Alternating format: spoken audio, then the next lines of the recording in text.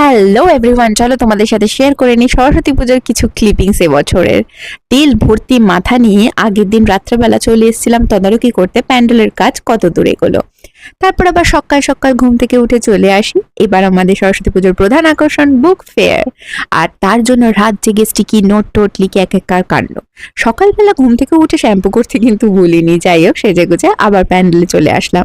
আমাদের বুক ফেয়ারের এবারে কনসেপ্ট ছিল এক্সচেঞ্জ বুক এবং ডোনেশনে বুক দেওয়া, তো সেটারই আমি রেজিস্টার মেনটেন করছিলাম। তারপর দাঁড়িয়ে পড়লাম অঞ্জলি দিতে, বন্ধুদের সাথে খুব মজা করে একেবারে অঞ্জলি টঞ্জলি দিয়ে ফেললাম।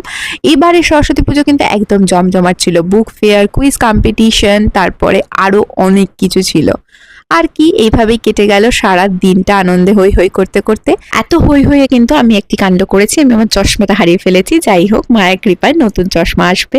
মাকে এবার সত্যি বিদায় জানানোর পালা। সকলে ভালো থেকো, আসছে বছর আবার এসো।